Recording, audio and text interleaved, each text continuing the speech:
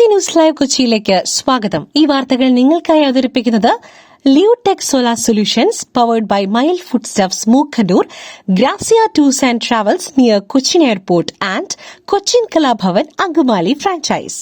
ബലാത്സംഗ കേസ് മുൻകൂർ ജാമ്യം തേടി ഹൈക്കോടതിയെ സമീപിച്ച് രാഹുൽ മാങ്കൂട്ടത്തിൽ. ലൈംഗിക പീഡന കേസിൽ മുൻകൂർ ജാമ്യം തേടി ഹൈക്കോടതിയെ സമീപിച്ച് രാഹുൽ മാങ്കൂട്ടത്തിൽ. രാഹുലിനായി അഡ്വക്കേറ്റ് എസ് രാജീവ് ഹാജരാകും. രാഹുലിന്റെ മുൻകൂർ ജാമ്യാപേക്ഷ നേരത്തെ തിരുവനന്തപുരം സെഷൻസ് കോടതി തള്ളിയിരുന്നു. രാഹുലിന് എതിരായ ലൈംഗിക പീഡന പരാതികളിൽ കോൺഗ്രസിനെ കടന്നാക്രമിച്ച് മുഖ്യമന്ത്രി പിണറായി വിജയനും ഇന്ന് രംഗത്തെത്തിയിരുന്നു. രാഹുലിന്റെ ലൈംഗിക വൈകൃതങ്ങൾ അറിഞ്ഞിട്ടും കോൺഗ്രസ് നേതൃത്വം നടപടിയെടുത്തില്ലെന്ന് ചൂണ്ടിക്കാട്ടിയാണ് മുഖ്യമന്ത്രിയുടെ ആക്രമണം. എന്നാൽ രാഹുൽ മാങ്കൂട്ടത്തിലിന്റെ അറസ്റ്റ് വൈകിക്കുന്നത് തദ്ദേശ തിരഞ്ഞെടുപ്പ് മുന്നിൽ കണ്ടാണെന്ന് പ്രതിപക്ഷ നേതാവ് വിമർശിച്ചു. പരാതികൾ നേരിടുന്ന രാഹുലിനെതിരെ മാതൃകാപരമായ നടപടി സ്വീകരിച്ചുവെന്ന വാദത്തെ ചോദ്യം ചെയ്ത മുഖ്യമന്ത്രി കോൺഗ്രസ് നേതൃത്വത്തെ രൂക്ഷമായി വിമർശിച്ചു. അതിജീവിതയുടെ പരാതി ലഭിച്ചിട്ടും രാഹുൽ മാങ്കൂട്ടത്തിലിന്റെ അറസ്റ്റ് വൈകുന്നതിൽ രാഷ്ട്രീയ ലക്ഷ്യങ്ങളുണ്ടെന്നാണ് പ്രതിപക്ഷാരോപണം. അറസ്റ്റ് വൈകുന്നതിന്റെ പേരിലുള്ള കോൺഗ്രസ് നേതാക്കളുടെ സംഘടിത വിമർശനങ്ങളെ മുഖ്യമന്ത്രി പരിഹസിച്ചു തള്ളി. അതിജീവിതയുടെ പരാതി വന്ന് 9 ദിവസം ആയിട്ടും രാഹുൽ മാങ്കൂട്ടത്തിൽ ഇപ്പോഴും ഒളിവിലാണ്. കിഫ്ബി ഇവിടെ കൊണ്ടുവന്നത് വികസനത്തിന്. 2 കൈയും ഉയർത്തി പറയട്ടെ, എല്ലാം ഞങ്ങൾ ചെയ്തത് തന്നെയാണ്. ഇഡി നോട്ടീസ് വിവാദത്തിൽ മുഖ്യമന്ത്രി. കിഫ്ബി മസാല ബോണ്ടിൽ ഫെമ നിയമലംഘനം ചൂണ്ടിക്കാട്ടി മുഖ്യമന്ത്രിക്ക് എൻഫോഴ്സ് ഡയറക്ടറേറ്റ് നോട്ടീസ് നൽകിയെന്ന വാർത്തയിൽ പ്രതികരണവുമായി മുഖ്യമന്ത്രി പിണറായി വിജയൻ. തിരഞ്ഞെടുപ്പ് അടുക്കുമ്പോൾ ഇത്തരം പല കാര്യങ്ങളും വരുമെന്ന് മുഖ്യമന്ത്രി പറഞ്ഞു. കിഫ്ബിക്കെതിരായ നോട്ടീസ് എന്നത് പരിഹാസ്യമായ വാർത്തയാണ്. കിഫ്ബി വഴി വികസന പ്രവർത്തനങ്ങൾ നടത്തി എന്നത് നിഷേധിക്കുന്നില്ലെന്നും മുഖ്യമന്ത്രി പറഞ്ഞു.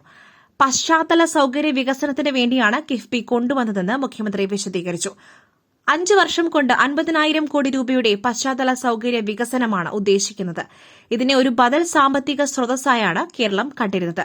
ഫലപ്രദമായി അത് പ്രവർത്തിച്ചതിന്റെ ഫലമായി 62,000 കോടി രൂപയുടെ പ്രവർത്തനങ്ങൾ ഏറ്റെടുക്കുന്ന നില വന്നു. ഇപ്പോൾ ഇത് 90,000 കോടി രൂപ കടന്നു നിൽക്കുന്ന നില വന്നെന്നും മുഖ്യമന്ത്രി പറഞ്ഞു.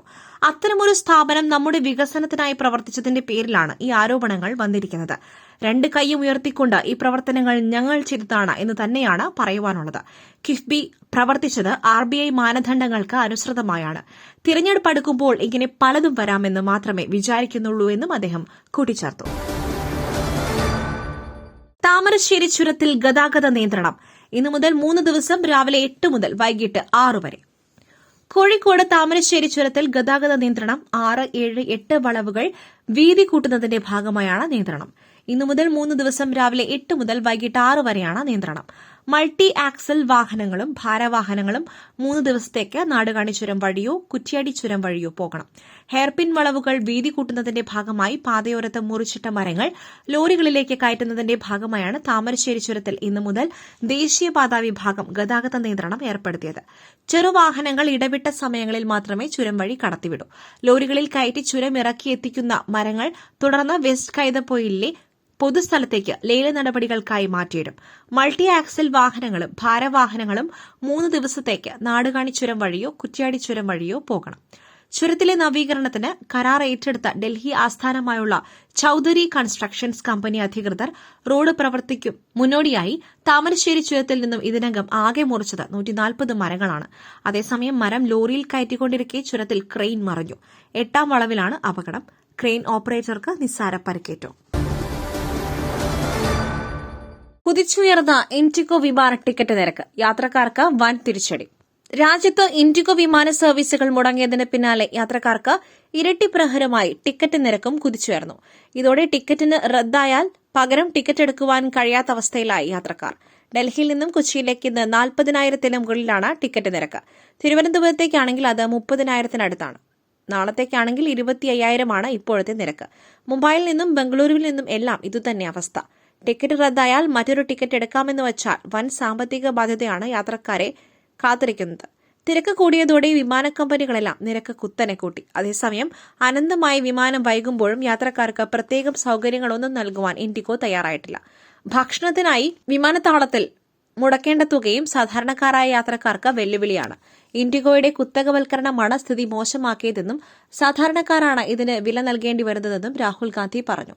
പൈലറ്റുമാരുടെ സമയക്രമത്തിൽ ഡിജിസിഎ നിർബന്ധമാക്കിയ വ്യവസ്ഥകളാണ് തിരിച്ചടിയായതെന്ന് ഇൻഡിഗോ ആവർത്തിക്കുന്നു. വേഗത്തിലെല്ലാം സാധാരണ നിലയിലാക്കണം എന്നാണ് ഡിജിസിഎയുടെ ആവശ്യം. ശബരിമല സ്വർണ്ണക്കൊള്ള എസ്ഐടി അന്വേഷണം ഫലപ്രദം, കുറ്റക്കാരെ സിപിഐഎം സംരക്ഷിക്കില്ല മുഖ്യമന്ത്രി. ശബരിമല സ്വർണ്ണക്കൊള്ള കേസുമായി ബന്ധപ്പെട്ട പ്രതികരണവുമായി മുഖ്യമന്ത്രി പിണറായി വിജയൻ. തെറ്റ് ചെയ്ത ആരെയും പാർട്ടി സംരക്ഷിക്കില്ലെന്ന് മുഖ്യമന്ത്രി പറഞ്ഞു. കൊച്ചിയിൽ വാർത്താസമ്മേളനത്തിലായിരുന്നു മുഖ്യമന്ത്രിയുടെ പരാമർശം. ശബരിമല വിഷയം സംബന്ധിച്ച് വളരെ വിശദമായി ഞാൻ പറയുന്നത് ഔചിത്യമല്ലെന്നറിയാമല്ലോ. മുഖ്യമന്ത്രി സ്ഥാനത്തിരുന്നു കൊണ്ടാണ് അന്വേഷണം നടന്നുകൊണ്ടിരിക്കുന്ന ഒരു കാര്യത്തെക്കുറിച്ച് പറയുന്നത് ഭംഗിയല്ല. ഹൈക്കോടതിയുടെ നേതൃത്വത്തിൽ അന്വേഷണം നടന്നുകൊണ്ടിരിക്കുകയാണ്. എല്ലാ കാര്യങ്ങളും ഹൈക്കോടതി പരിശോധിച്ചുകൊണ്ടിരിക്കുന്നു. ഫലപ്രദമായ അന്വേഷണമാണ് നടക്കുന്നത്. ഹൈക്കോടതിയുടെ മേൽനോട്ടവും നല്ല രീതിയിൽ നടക്കുന്നുണ്ട്. ആ വഴിക്ക് നമുക്ക് അന്വേഷണത്തിൽ പൂർണ്ണ തൃപ്തി രേഖപ്പെടുത്താം, അദ്ദേഹം പറഞ്ഞു. പുട്ടു രുചികരമാവണമെങ്കിൽ മയിലിന്റെ പുട്ടുപൊടി തന്നെ വേണം. അതിന് ചെമ്പാപ്പുട്ടാണെങ്കിലും അങ്ങനെ തന്നെ. മയിൽ റൈസ് ആൻഡ് ഫുഡ് പ്രൊഡക്ട്സ്, ശ്രേഷ്ഠം സമ്പുഷ്ടം. വിവാഹവുമായി ബന്ധപ്പെട്ട പോസ്റ്റുകൾ നീക്കം ചെയ്ത് സ്മൃതി മന്ദാന. മൌനം വെടിഞ്ഞ് പലാഷിന്റെ കുടുംബം. ബോളിവുഡ് സംഗീത സംവിധായകൻ പലാഷ് മുതലുമായുള്ള വിവാഹ പോസ്റ്റുകൾ മുഴുവനായി തന്റെ ഇൻസ്റ്റഗ്രാമിൽ നിന്നും നീക്കം ചെയ്ത് അന്താരാഷ്ട്ര വനിതാ ക്രിക്കറ്റ് താരം സ്മൃതി മന്ദാന.